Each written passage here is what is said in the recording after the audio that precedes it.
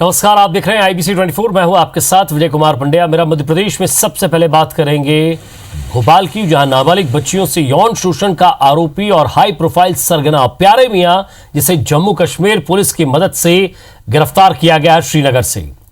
प्यारे मियां पर 30,000 रुपए का इनाम घोषित किया गया था। आरोपी को ट्रांजिट रिमांड पर कल भोपाल लाया जाएगा। पुलिस टीम श्रीनगर रवाना हो गई है और इस मामले में पुलिस की ओर से बनाई गई SIT की chief Bhopal south SP Sai Krishna Thoota ने यह जानकारी दी।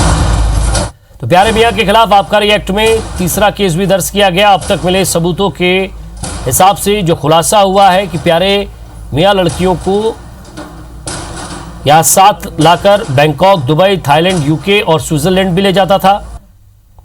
SIT इसकी जांच कर रही है। प्यारे मियां के गिरफ्तार सहयोगी ओवेज से पुलिस को शहर के कुछ रसूखदारों के नाम मिले हैं। सूत्रों का दावा है कि पुलिस जल्द ही इन्हें पूछताछ के लिए बुलाएगी। वहीं इंदौर पुलिस शहर में उसकी प्रॉपर्टी कहां कहां है, इसकी जानकारी जुटा रही है।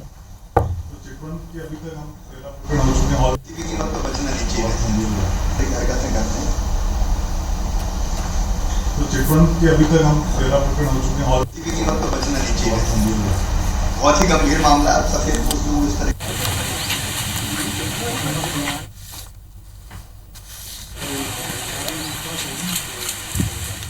तो श्रीनगर से प्यारे मियां की गिरफ्तारी हो गई है, ये श्रीनगर पुलिस ने जानकारी दी है और उसे अब भोपाल में लाया जाएगा, भोपाल में पेश किया जाएगा कोर्ट में।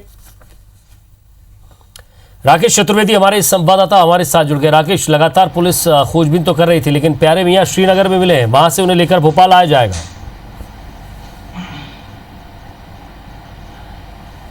बिल्कुल विजय, और कल भोपाल पुलिस प्यारे मियां को लेकर राजधानी भोपाल पहुंचेगी। लेकिन सबसे बड़ा सवाल ये बना हुआ है, पुलिस का जिस तरह से इनपुट था और पुलिस को ये जानकारी लगी थी कि प्यारे मियां की प्रॉपर्टी है दुबई में है और दुबई के साथ अन्य जो शहर है वहाँ भी प्रॉपर्टी है, और ऐसे में लुकआउट नोटिस जारी किया गया था पुलिस की ओर से। और पुलिस को इस बात का अंदेशा था कि विदेश जा सकता है, और विदेश में जो जगह बताई जा रही थी वो एक दुबई जगह हो सकती थी, इस तरह का अंदेशा पुलिस को था। लेकिन जिस तरह से पुलिस की टीम लगातार जो इनपुट मिलते गए, उसके बाद श्रीनगर तक पुलिस पहुंची और वहां पर श्रीनगर से जो है प्यारे मियां की गिरफ्तारी हुई है। तो ये बड़ा सवाल ये है कि जब दुबई में प्रॉपर्टी है और पुलिस का जो इनपुट था वो दुबई तक का इनपुट था कि विदेश जा सकता है, लेकिन इस बीच श्रीनगर का रुख करना और श्रीनगर के आगे की कौन सी जो है विदेशी सीमा लगती है हम भली भांति जानते हैं। तो कहीं ना कहीं अभी इस पूरे मामले को लेकर बड़े खुलासे हो सकते हैं, क्योंकि जिस तरह से लगातार मामले सामने आते जा रहे हैं, जिस तरह नए खुलासे होते जा रहे हैं, जो रसूखदार लोग हैं उनके भी कहीं ना कहीं नाम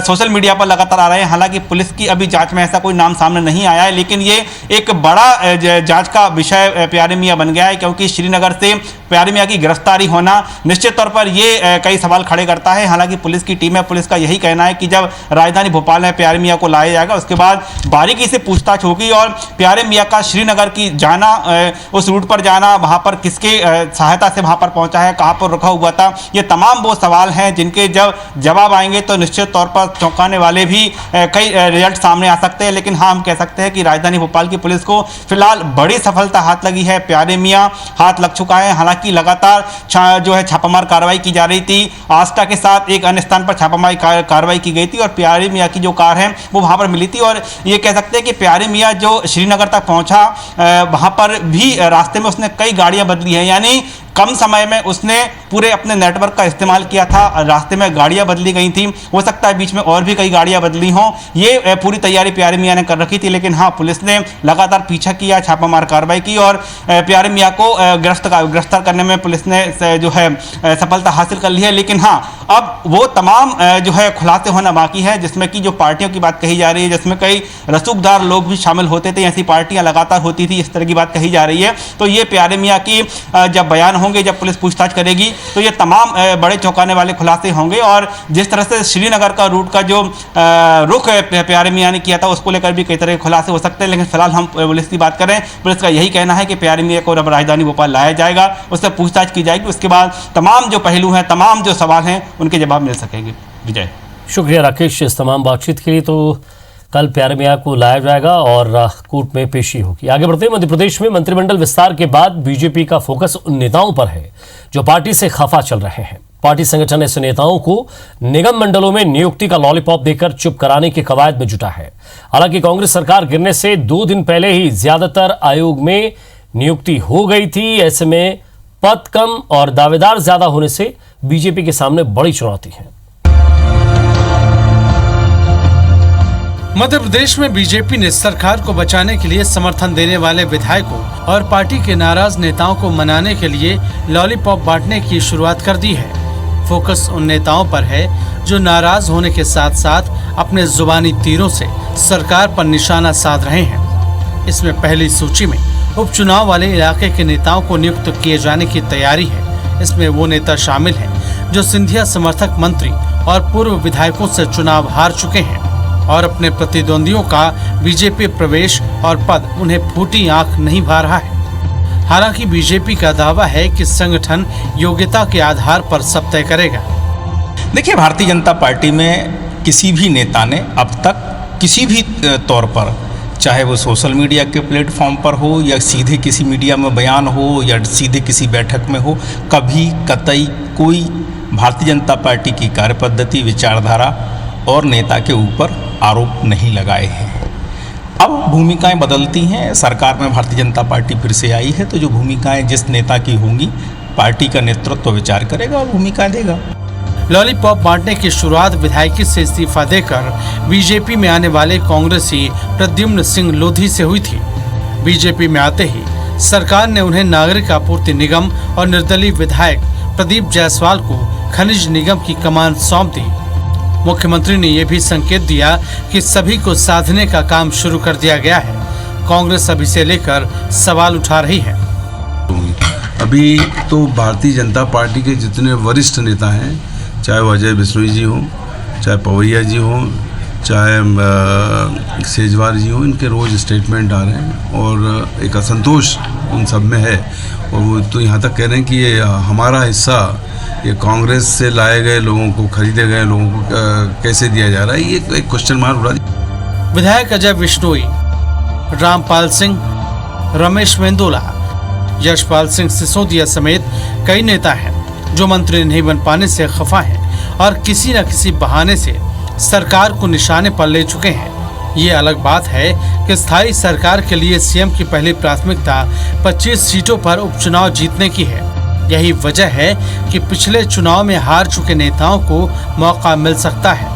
इनमें पूर्व मंत्री जयभान सिंह पवैया, गौरीशंकर शेजवार के बेटे मुदित शेजवार, पूर्व मंत्री दीपक जोशी और बदनावर से चुनाव हार चुके भंवर सिंह शेखावत का भी नाम है। ये सभी नेता अपना दर्द बयान कर चुके हैं। जातीय समीकरण साधने सांवेर के डॉक्टर राजेश सोनकर, सुवास्त्रा के राधेश्याम पाटीदार जैसे कुछ और नेताओं को भी मौका दिया जा सकता है। अब देखना यह है कि बीजेपी की डैमेज कंट्रोल की ये कवायद कितना रंग लाती है। सुधीर दंडोतिया, IBC 24, भोपाल। तो शिवराज मंत्रिमंडल पर नजर रखने के लिए कांग्रेस शैडो कैबिनेट बनाने जा रही है और कांग्रेस के इस फैसले को बीजेपी के पूर्व प्रदेश अध्यक्ष और जबलपुर सांसद राकेश सिंह ने हास्यास्पद बताया है। उन्होंने कहा है कि अगर कांग्रेस की शैडो कैबिनेट सरकार में रहते हुए कैबिनेट मंत्रियों पर नजर रखती है तो शायद उनकी सरकार गिरने की नौबत नहीं आती। राकेश सिंह ने कहा है कि शैडो कैबिनेट से कांग्रेस को कुछ भी हासिल नहीं होने वाला। जो जनता चाहती थी कि मध्य प्रदेश में भारतीय जनता पार्टी की सरकार बने, वो बनी। और इसलिए ऐसी कोई भी शैडो कैबिनेट या ऐसे कुछ लोगों को चिन्हित करने से कांग्रेस के हाथ में कुछ आने वाला नहीं है। इंदौर के सांवेर में होने वाले उपचुनाव का प्रचार अब धार्मिक रंग लेता जा रहा है। बीजेपी और कांग्रेस नेता सावन के महीने में मतदाताओं को रिझाने के लिए नए नए रास्ते खोज रहे हैं। बीजेपी के हर हर मोदी घर घर तुलसी अभियान के बाद अब कांग्रेस घर घर शिव प्रचार अभियान भी शुरुआत करने जा रही है। कांग्रेस मतदाताओं को सावन में शिवलिंग और पूजन सामग्री बांटेगी। इसके लिए बूथ स्तर पर तैयारियां शुरू हो चुकी हैं। हालांकि कांग्रेस इस अभियान में पिछड़ गई है क्योंकि बीजेपी संगठन ने अपने संभावित उम्मीदवार तुलसी सिलावट को ध्यान में रखते हुए प्रचार अभियान शुरू किया है। सांवेर विधानसभा में 19 तारीख से हम शिवलिंग की पूजन सामग्री के साथ पूरी सामग्री के साथ वितरित करने जा रहे हैं। तो इन्हें ये जो पता था उसकी काट में ये करते हैं, तो वो एक जनता, सांवेर की जनता समझती है। आदरणीय मोदी जी को घर तक पहुंचाने का, और साथ में जो कोरोना काल है, इस काल में तुलसी का जो महत्व होता है कि तुलसी और को अपनाएं और कोरोना को भगाएं। और आदरणीय तुलसी सिलावट जी हमारे प्रत्याशी भी हैं, और जिस प्रकार से वो सेवा कर रहे हैं सांवेर की जनता की, तो निश्चित रूप से हर घर में मोदी और जब तुलसी होंगे तो ना बीमारी होगी ना कोरोना होगा। सीएम शिवराज सिंह चौहान ने भोपाल में नाबार्ड के अफसरों के साथ साथ एक बैठक की है और इस दौरान नाबार्ड ने अलग अलग परियोजनाओं के लिए करीब 5,500 करोड़ रुपए की मंजूरी दी है। नर्मदा, झाबुआ, पेटलावद, सरदारपुर लिफ्ट इरिगेशन परियोजना के लिए 1,424 करोड़ रुपए की स्वीकृति दी गई है और इस परियोजना के लिए राशि ग्रामीण आधारभूत विकास निधि के तहत स्वीकृत की गई। और इसी तरह नाबार्ड अधोसंरचना विकास निधि के तहत नर्मदा क्षिप्रा नदी लिंक परियोजना, अपर नर्मदा परियोजना और बदनावर लिफ्ट इरिगेशन योजना के लिए 4,000 करोड़ रुपए की राशि की स्वीकृति दी है। मध्य प्रदेश के सीएम शिवराज सिंह चौहान के वेयर हाउस में चोरी का मामला सामने आया है। चोरी की वारदात उनके वेयर हाउस में हुई है। वारदात के बाद से पुलिस विभाग में हड़कंप मचा है। भोपाल से एडीजी समेत कई बड़े अधिकारी विदिशा पहुंच गए हैं। दरअसल विदिशा जिले के निमखिरिया गांव में सीएम का वेयर हाउस है, जहां दूध डेयरी से लेकर फूल और फलों की आधुनिक खेती की जाती है। यहां के मवेशियों के लिए वेटनरी डॉक्टर की व्यवस्था की गई है। वेयर हाउस कैंपस के अंदर डॉक्टर के निवास में चोरी होना बताया जा रहा है।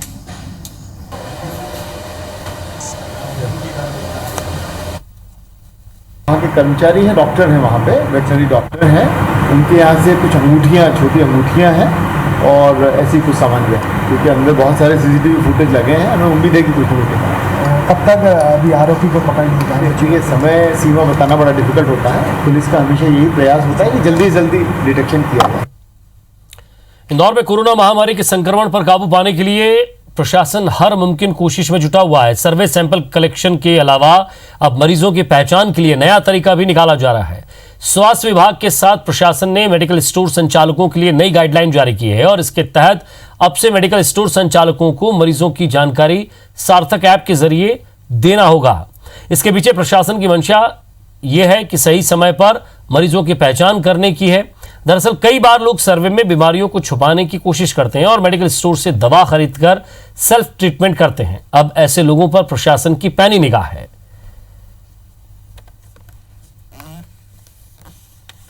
बहुत अच्छा इसका प्रतिसाद हमें मिल रहा है। कई मरीज ऐसे हैं जो निरंतर जाते थे और दवा लेते थे। ये हमारी पकड़ में आ रहे हैं और हमारे पास जैसे ही जानकारी आती है हम इनको जाकर ट्रेस करते हैं और आवश्यकता अनुसार इनका सैंपल लेते हैं। हमने एक नया प्रयोग भी शुरू किया कि जितने भी मेडिकल स्टोर्स पे जितने लोग जा रहे हैं जो सर्दी खांसी बुखार की दवाई लेने जाते हैं उनकी जानकारी हमारे पास अब आने लगी है। लगभग 1700-1800 जो रजिस्टर्ड मेडिकल प्रैक्टिशनर्स हैं उनसे हमें जानकारी आई है। अभी तक लगभग 6000 लोगों की जानकारी हमें मिल चुकी है। उनको भी हमने, हमारे सर्विलेंस डॉक्टर उनके घर भी जाएंगे, उनका भी चेकिंग करेंगे। मंडला में आज दो परिवारों के बीच हुए खूनी संघर्ष में 7 लोगों की जान चली गई। बीजाडांडी थाना इलाके के मनेरी गांव की यह वारदात है। कुछ लोग घायल भी बताए जा रहे हैं। मृतकों की संख्या और बढ़ सकती है।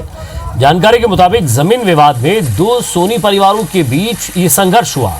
2 भाइयों के ये परिवार है। मुख्य आरोपी के नाम हरीश सोनी और संतोष सोनी बताए जा रहे हैं, जिन्होंने रज्जन सोनी और उसके परिवार पर तलवार से हमला कर दिया। संघर्ष में संतोष सोनी की मौत हो गई है। बाकी सभी मृतक एक ही परिवार के हैं। इस घटना की जो तस्वीरें मिली हैं उसमें कुछ लोग परिवार के सदस्यों के छत पर चढ़कर ऊपर से हमला कर रहे हैं। वारदात की सूचना मिलते ही स्थानीय थाने की पुलिस और वरिष्ठ अधिकारी मौके पर पहुंच गए।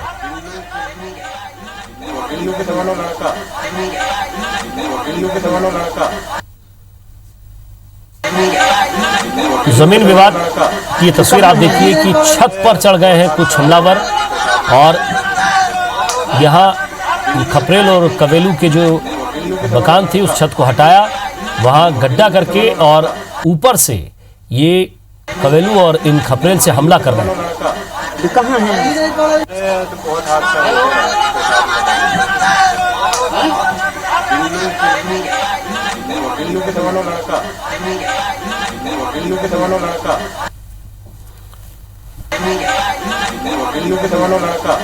कहाँ है?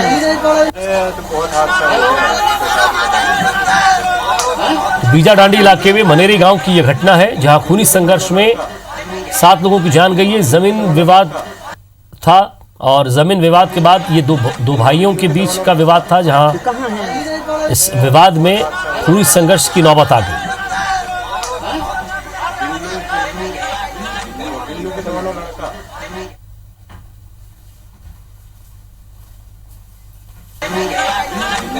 तो तस्वीर आप देख रहे हैं जहां छत पर चढ़कर इस खपेल और कवेलू के मकान की छत पर चढ़कर ऊपर से कवेलू से और खपेल से हमला किया गया।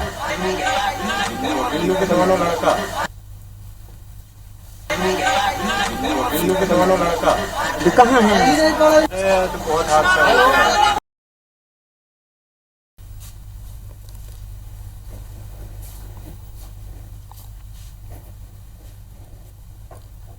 और इसी के साथ फिलहाल इस बुलेटिन में इतना ही। नमस्कार।